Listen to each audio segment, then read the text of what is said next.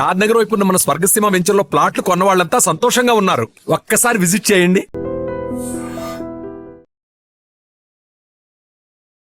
నమస్తే, welcome to I dream inside politics with కవిత.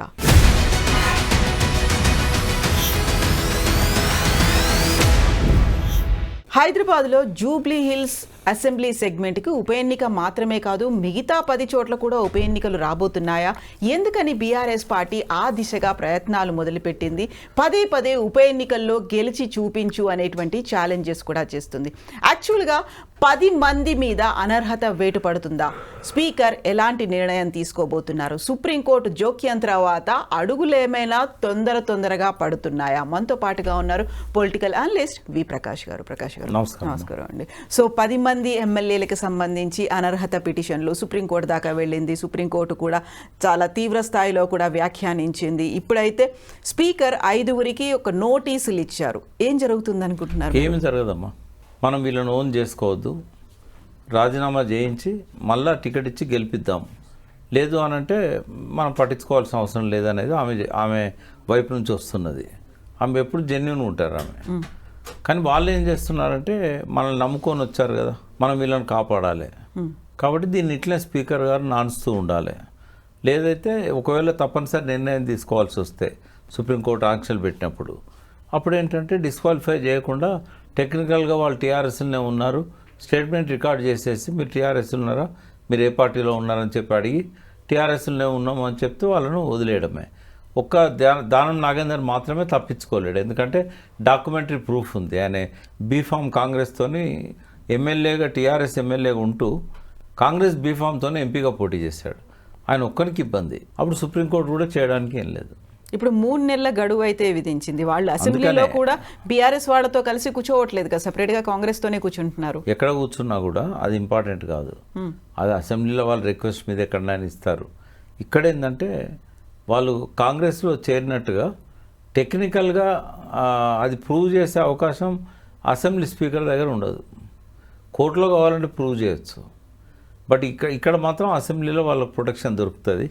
మీనాక్షి నటరాజన్ గారు అన్న మాటకు కనుక కాంగ్రెస్ అధ్యక్షుడు విలువ ఇచ్చినట్టయితే, కాంగ్రెస్ ముఖ్యమంత్రి విలువ ఇచ్చినట్టయితే ఖచ్చితంగా వాళ్ళు డిస్క్వాలిఫై అవుతారు. ఎందుకంటే స్పీకర్ చెప్తారు డిస్క్వాలిఫై చేయండి అని, మళ్ళీ ఎలక్షన్లో. సో ఇప్పుడైతే అరికపూడి గాంధీ మీద కేటీఆర్ తీవ్ర స్థాయిలో విరుచుకుపడ్డారు. At the same time Kadiyam Srihari మీద వరంగల్ జిల్లాకు చెందినటువంటి బీఆర్ఎస్ లీడర్లందరూ కూడా సవాళ్లు విసురుతున్నారు. మళ్ళీ నువ్వు తిరిగి గెలువు, కాంగ్రెస్ టికెట్ మీద గెలిస్తే నీ పరిస్థితి ఏంటో అర్థమవుతుంది అనేది. అంటే గ్రౌండ్ సిచ్యువేషన్ చూసినట్టయితే లోకల్ బాడీస్లలో 3-4 జడ్పీలు వాళ్ళు 3-4 కాదు, ఒక 10-15 జడ్పీలు తీసుకుంటారేమో. కానీ ఎమ్మెల్యేగా గెలవాలంటే చాలా కష్టం. అట్లా వన్ సైడ్ సపోర్ట్ కాంగ్రెస్కి ఇప్పుడు గతంలో లాగా ఉంటుందని అయితే నేను అనుకోవట్లేదు. కాబట్టి ట్రయాంగిల్ కంటెస్ట్ చాలా దిక్కులు ఉంటుంది. ఉన్నప్పుడు కాంగ్రెస్ మళ్ళీ గెలవడం సాధ్యం కాదు. అంటే వీళ్ళందరికీ కాంగ్రెస్ టికెట్ ఇచ్చినప్పుడు గెలిపించుకోవడం సాధ్యం కాదు. సో ప్రస్తుతం ఉన్నటువంటి పరిస్థితుల్లో జూబ్లీ హిల్స్కి సంబంధించి తీవ్ర స్థాయిలో చర్చ జరుగుతోంది. టికెట్ ఎవరికి ఇవ్వాలి అనే దాంట్లో అర్హులు అంటే సానుభూతి ఓట్లా లేకపోతే ఎలా ఉంటుంది దాంట్లో? అంటే మన దగ్గర ఒక సెంటిమెంట్ ఉంటుంది, చనిపోయిన వాళ్ళ కుటుంబ సభ్యులకు ఇవ్వాలి అని. అంటే ఒక 10-20 ఏళ్ళ కింద వరకు 96, 97 వరకు అది అట్లాగే ఎవరు చనిపోతే వాళ్ళ కుటుంబ సభ్యులకు ఇవ్వాలనేది ఉండేది. తదనంతరం కూడా ఉంది. కర్నల్ రామచంద్రరావు చనిపోతే ఆయన భార్యకి ఇచ్చారు. అట్లా చాలా దిక్కులో కూడా జరిగింది. బట్ మొట్టమొదటిసారి అనుకుంటా ప్రణయ్ భాస్కర్ చనిపోయినప్పుడు ఆయన వైఫ్కి ఇచ్చారు కానీ ఆమె గెలవలేదు. తర్వాత చాలా నియోజకవర్గాల్లో చనిపోయిన ప్లేస్లో మళ్ళీ ఆ స్థానాన్ని ఆ పార్టీ తెచ్చుకోలేదు. వెంకటరెడ్డి గారు పాలేరు నియోజకవర్గం అట్లనే జరిగింది, తుమ్మల గెలిచారు అక్కడ. ఇట్లా చాలా నియోజకవర్గాల్లో తర్వాత తారుమారైన చరిత్ర. బట్ ఇక్కడ మరి ఆయన కుటుంబం నుంచి ఆయన భార్యకు కానీ లేదా మరెవరికైనా ఇస్తారా, లేదా ఆ పార్టీని మొదటి నుంచి కూడా ఆ స్థానంలో గతంలో గెలుపొందిన పీజీఆర్ కొడుకు విష్ణువర్ధన్ రెడ్డి టీఆర్ఎస్లో ఉన్నాడు. రెండవది వచ్చి రావుల శ్రీధర్ రెడ్డి బీజేపీ నుంచి అదే స్థానం నుంచి పోటీ చేశాడు బీజేపీ నుంచి. ఆయన కూడా అదే పార్టీలో ఉన్నారు బీఆర్ఎస్లో. వీళ్ళు కాకుండా అక్కడ చాలా కాలం నుంచి కార్పొరేటర్స్గా, బీఆర్ఎస్ నాయకులుగా లోకల్ లీడర్స్ కొంతమంది ఎదిగారు, ముస్లిమ్స్ కూడా ఉన్నారు. ఎవరికి ఇస్తారనేది పార్టీ నిర్ణయం. అది ఇప్పుడైతే గ్రౌండ్ వర్క్ చేసుకుంటున్నారు. ఏ కాన్స్టిట్యున్సీ అంటే డివిజన్స్ వారీగా ఇప్పుడు అక్కడున్న డివిజన్స్ రేవంత్ నగర్ కావచ్చు, జూబ్లీహిల్స్ డివిజన్ కావచ్చు, అన్ని డివిజన్లలో మాత్రం మళ్ళొక్కసారి పార్టీ క్యాడర్ని అంతా యాక్టివేట్ చేస్తూ కార్యక్రమాలు తీసుకుంటాను. వారి సంస్మరణ సభలు నిర్వహిస్తున్నారు. కాబట్టి పార్టీ యాజ్ ఏ పార్టీగా బీఆర్ఎస్కు ఓ స్పష్టత ఉన్నది. క్యాండిడేట్ పేరు డిక్లేర్ చేయకపోయినా పార్టీని వాళ్ళు మళ్ళీ గేరప్ చేస్తున్నారు. బట్ కాంగ్రెస్ మాత్రం ఇప్పటివరకు ఏం స్పందన లేదు.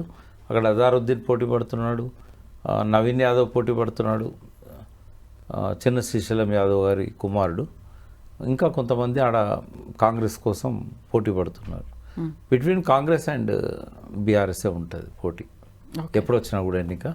బట్ ఈ 10 మంది ఎన్నిక ఇప్పుడు రాదమ్మా. ఈ ఎన్నిక 6 నెలల లోపల జరపాలి, ఆయన చనిపోయింది కాబట్టి.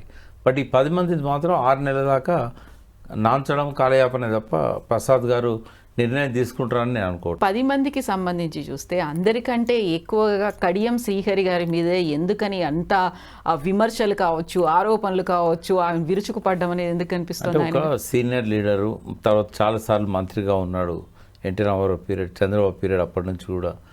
బీఆర్ఎస్లో కూడా ఆయన ఉప ముఖ్యమంత్రిగా ఉన్నాడు, మంత్రిగా ఉన్నాడు. అందుకని ఫోకస్ ఇప్పుడు ఆ 10 మందిలో కూడా బాగా ఫోకస్ ఆయన మీద ఉంటుంది. వాళ్ళందరికంటే కూడా ఎక్కువ హోదాల్లో ఉన్న వ్యక్తి కాబట్టి. మళ్ళా దళితుడు అన్నీ ఉంటాయి. సో ఇప్పుడు కేటీఆర్ కూడా అడుగుతున్న ఒక మాట, అభివృద్ధి కోసమే మేము పార్టీలో చేరామని చెప్పారు. ఎలాంటి అభివృద్ధి అనేది? గతంలో మీకు గుర్తుంటే బంగారు తెలంగాణ కావాలి అనే ఉద్దేశంతో పార్టీలో చేరుతున్నామన్నారు. నేను ఆ పార్టీలో తెలంగాణలో బీఆర్ఎస్లో ఉంటే కనుక నా నియోజకవర్గ అభివృద్ధి జరుగుతుంది అనే మాట కొంతమంది కూడా చెప్పి వచ్చినటువంటి మాట. ఇప్పుడు కూడా అదే మాట చెప్పి మళ్ళీ వెళ్ళారు కదా. అవును, వాస్తవంగా ఈ అభివృద్ధి కోసం పోతామన్న వాళ్లకు చెప్పుకోవడానికి మీడియా ముందు ఎవరికి వ్యక్తిగత ధైర్యం వాళ్ళకు ఉంటుంది. ఇప్పుడు పోచారం ఉన్నారు. పోచారం ఎప్పుడు ఆయన ఎక్కడన్నా అభివృద్ధి కోసం ఆయన పాటుపడ్డాడు.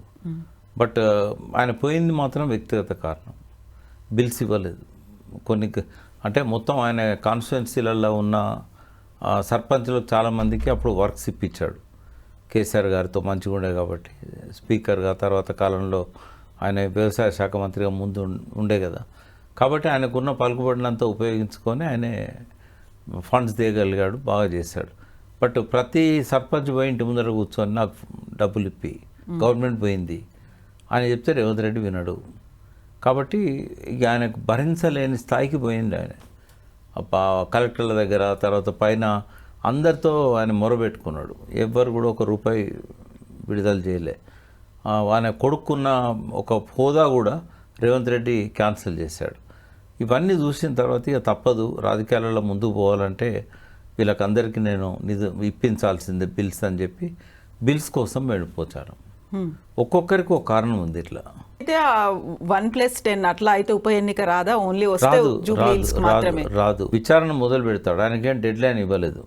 3 నెలల్లో ఒక నిర్ణయం తీసుకోవాలి. నిర్ణయం తీసుకుంటాడు. నిర్ణయం అంటే విచారణే నిర్ణయం. అంటే ఇక పని జరుగుతుంది కదా. ఎవరైనా పోయినా కూడా బీఆర్ఎస్ మళ్ళీ ఇన్సిస్ట్ చేసింది అనుకోండి, మొదలు పెట్టారు కదా, ఇన్ని రోజుల్లో కంప్లీట్ చేయాలని మేము ఎట్లా ఇస్తాం? దానికి కూడా ఈక్వల్ పవర్స్ ఉంటాయి కదా.